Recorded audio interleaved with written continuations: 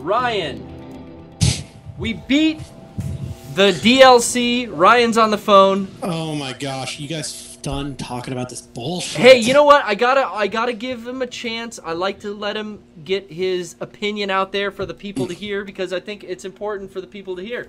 Now, can you please think of a Martin Luther King event that you'd like to discuss while we take a quick commercial break and we come right back to you?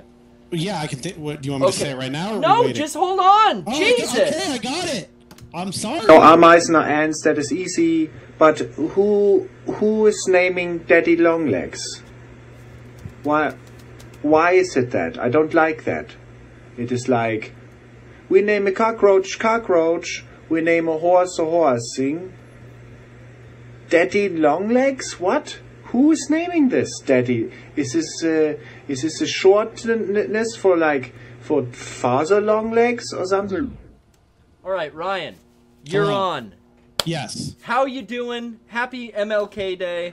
Happy MLK Day. I'm very excited to be here on the show. Yes. Honoring the spirit of Martin Luther King Jr. We're happy to have you. Dr. Martin Luther King Jr. Exactly. He is a doctor, much like yourself. Did you work with him? No, because he was dead before I was born. So you did not know the man? No, well, I'd like to think I know him in spirit. It's a shame. Yeah. Why don't you tell us your favorite Martin Luther King moment? Well, I already told my favorite Martin Luther King moment on the podcast, but I'd love to share a great tribute I saw this week on Monday Night Raw. Yes. When the Intercontinental Champion Biggie Langston, very proud, large African American man. Yeah, Biggie. He was beaten by Seth Rollins with a move called the Blackout, which is basically a curb stomp. So that's right there for MLK Day. Wow. Well, hey, let's. I can't clap on that, but let's give that a. Mr. McMahon, you should be ashamed. We're coming after you. No, it's okay because Seth Rollins in his indie career in ROH went by the name Tyler Black, so it's like a tribute. Okay. It's okay. All right, it's cut and dry. Now I've beat the Metal Gear Solid DLC now, and the name of the stream. Did you see tonight what the name of the stream happened to be, Ryan? Would that be MGS Raider Live Now MLK Tribute? That's the name of the stream that I chose. That I settled upon that one, and I thought of that. And do you know what we're gonna play next? What I should pop in now that MGS is done? Yeah, the best Metal Gear game, Metal Gear Acid. Let's get those cards. I have Let's both. Play that tactically. Hey, I have both the Metal Gear Acid games and the 3D glasses still to use. Hell yeah! It was that was an interesting game. Oh, but I like Metal Gear Acid. I'm gonna put in and I'm gonna play another older game, not older, but from this year, because I'm excited to try it out again when it comes on PS4 and Xbox One with HD remastered graphics. I guess it's just the PC port. But we're going to raid the tombs with Laura Croft. And she's a beauty if I ever saw one. You know, I never played it when it came out, but I'm really looking excited to that definitive edition that's coming out, like, what, next week or something? Beautiful. It looks gorgeous. Next week, yeah. I'm going to try it out. Oh, hold on a sec. Okay, yeah, I believe next week, and I've got a couple games to beat before I pick it up, but I'm definitely looking to pick one that I've got I've got to get through 2 or 3 more games, but that's definitely going to be my next pickup. Your next pickup. I don't remember how far I got in this game, so we'll see where I am. I remember being at a place that I kept dying, so that will probably happen. I am just a sucker for any game where you can stealth kill people with a bow and arrow. Oh, you like that, do you? That's the way that I played all of Far Cry 3. That's I fucking Resident Evil love 5? bow and arrow. And you know what? I've never played Resident Evil 5. Oh wow, I was a fan of the bow in Resi 5. The only Resident Evil games I've ever played are Remake and 4, and I didn't finish either of them because I played for a couple hours and I'm like, yeah, this isn't my deal. Gotcha. Resi 4, I played up until you got Amanda, and then I was like, okay, fuck this game. Because that was annoying, but up until that part, Ashley. I really loved Resident Evil 5. What did I say? Amanda. You know what, I was quizzing Common you, mistake. and Common congratulations. mistake. I was making sure you're up on your knowledge. Sure you Always were. testing you. Sure you were. Well, my friend, was there anything... I'm going to just go ahead and continue. Oh, it looks like I'm 19% complete. I called in to talk about a very important topic because, if you guys are going to talk about Resident Evil or Metal Gear Solid, and the chat wasn't having that. So I want to talk about something I know they'll love. Was the chat pissed? Did they not like the MGS? Were they upset about the MGS bullshit? I think they were more upset that Cody is just really annoying and boring. They think he's boring? Now, everybody hates Cody. How could you say that about your dear sweet friend? You do your stream with him, and what's...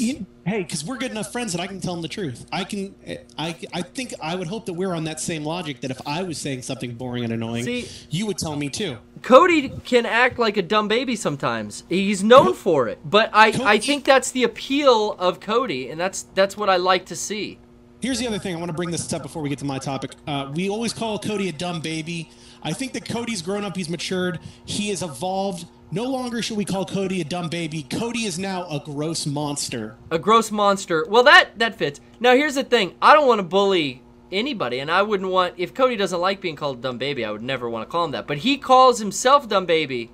You got to understand, we do the dumb baby report at all these conventions. We're going to have to go and rename the report for the GCP, the what was it? Disgusting monster? Gross monster. I've been calling him a gross monster for a while. Gross monster. What's gross? He showed up at Game Days 2013, and you remember his gross facial hair where it wasn't all kind of grown in, it was patchy and it was long. He had whiskers like a cat. Yeah, and he was meow. shaved, and it was like, you fucking missed then, you blind motherfucker. Well, he's a sweetheart, and he's learning the ropes of shaving and all adventures, and I grow a pretty gross and disgusting little scruff every now and then too. It looks bad. It looks horrible. You got that wizard beard, but you rock it well. Don't get me wrong. I love Cody. This comes from a place of love. I look at Cody like a little brother that I never had. I'm solely doing this to toughen him up for the world. You want to set him straight. You want to teach him the way. How hard the world can be. Yeah. And I hear you. I'm just trying to give him the path that I was never given, because I didn't have an older brother or older sibling. It was just me out there by myself making those mistakes that now when I'm going to sleep at night, it keeps me up when I think about all the dumb shit I did. And I just want to scream, I want to kill myself because all the dumb things I did. And I'm making sure that Cody never does that. That's a part of growing up. But no, you got to let Cody do that. Cody's got to get embarrassing. Hey, man, I moshed around at my uncle's fucking wedding in Ponca, Nebraska like a dumb fuck. And I think about it, and it gives me douche chills all the time. And I've talked about it, and I'm moving on. I'm not going to feel guilty about what my distant relatives think of me anymore, because they probably don't fucking remember. There you go. And I'm the only one that does. But I think it's important to get that. You and Eric, man, you guys both tell me that you lie in bed at night thinking about dumb shit you did when you were 14.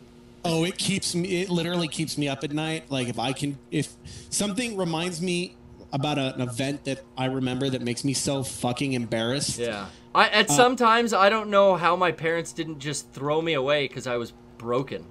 The worst part is that I have gotten into this weird, on your calls and Cody and mine's show or Jake's show, I just share all this shit that I'm really embarrassed of, not thinking that people are watching, and then will then bring it up for the rest of my life on the internet. Oh, no, you just get myself even more. You know you're doing it. You just want to get it off your chest.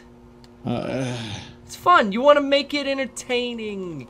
You want to entertain the people, Ryan. You got to do it. What do you think? What was that voice? Do you think it was good or what? Pretty good, right? It was pretty good. What do you mean pretty good? Pretty good. Like doing an impression of The Rock, doing an impression of Triple H. It doesn't always have to be wrestling with you, and you're just like fucking Cody, and that's bullshit that you said pretty good, because I could hear the fucking in your voice that you're condescending down to me, and I'm gonna have to hang up the phone. No, I want to talk about wrestling! Sorry. Hey, chat, I know you're all upset that Cody talks too long, and you don't like his ugly monster bullshit. What is it? Anyway, I'm sorry, I just saved you an hour of Triple H flashbacks and what the fucking Attitude Era was like. You guys don't ever have to worry about the DX coming and invading your eardrums with monotonous stats of how long the Rock's eyebrow is. But Ryan, thank you for your call. We do appreciate you on this day. I'm gonna set a base camp right here. I don't remember exactly what I can do.